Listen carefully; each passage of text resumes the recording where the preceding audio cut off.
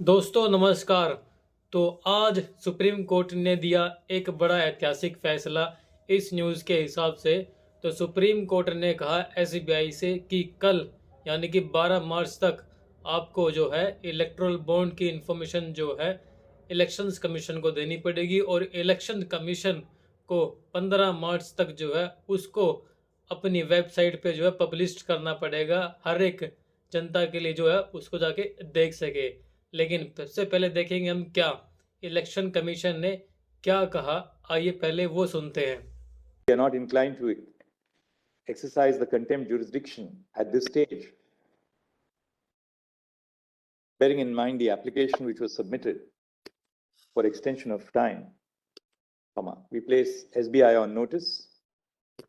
that this court may be inclined to proceed against it for willful disobedience of the judgment if SBI does not comply with the directions of this court as set out in its judgment dated 15 February 2024 by the timelines indicated in this order. अब ये erectile bond का मामला क्या है मैं आपको बताऊं तो पूर्व वित्त मंत्री और स्वर्गीय वित्त मंत्री अरुण जेटली के तहत जो है एक स्कीम लाई जाती है जिसका नाम होता है इलेक्ट्रल बॉन्ड। और इस इलेक्ट्रल बॉन्ड के तहत क्या होता है कि कोई भी कॉरपोरेट सेक्टर जो है एक पर्टिकुलर पॉलिटिकल पार्टीज को जो है चंदा दे सकती है और इस पर्टिकुलर बॉन्ड्स के तहत जो है उस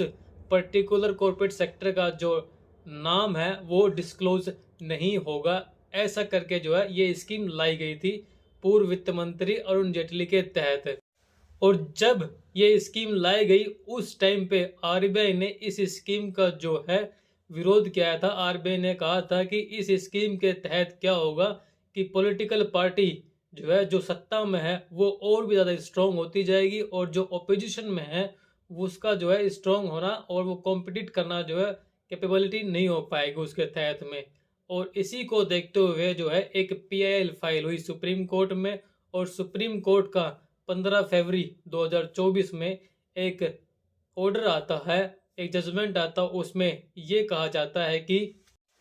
6 मार्च तक जो है एसबीआई को जो है ये जो इलेक्ट्रल बॉन्ड का जो डाटा है वो पब्लिश्ड करना पड़ेगा इलेक्शन कमीशन के द्वारा से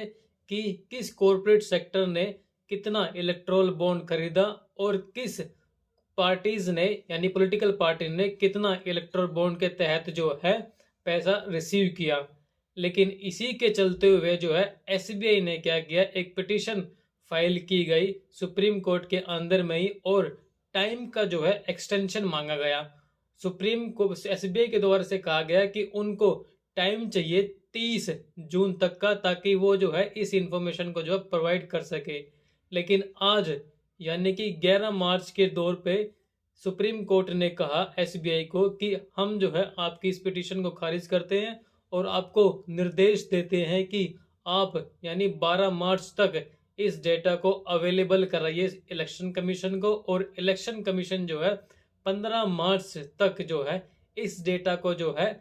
सबको पब्लिश करेगा अपने वेबसाइट के ऊपर में। अब जब 15 मार्च को ये इंफॉर्मेशन इलेक्शन कमीशन की साइट पे जब आएगी तब हमें सिर्फ और सिर्फ ये पता चल पाएगा कि किस औद्योगिक घराने ने कितना इलेक्ट्रॉन बॉन्ड जो है खरीदा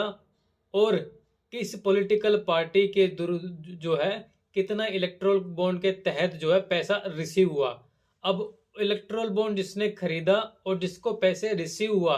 उन दोनों के जो बीच का जो कनेक्शन है वो हमें जो है इस इंफॉर्मेशन के द्वारा से जो है पता नहीं चल पाएगा। यानी कि मान लीजिए उदाहरण के तौर पे जो है कोई एक कॉर्पोरेट सेक्टर है, अगर बी यानी पॉलिटिकल पार्टी को जो है चंदा देता है तो उसका जो कनेक्शन है यानी कि मैंने जो चंदा जो है इस पर्टिकुलर पार्टी को दूंगा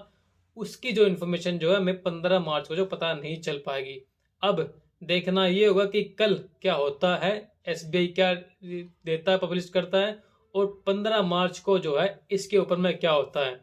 तो तब तक के लिए मुझे दीजिए धन्यवाद, bye bye, see you, Tata.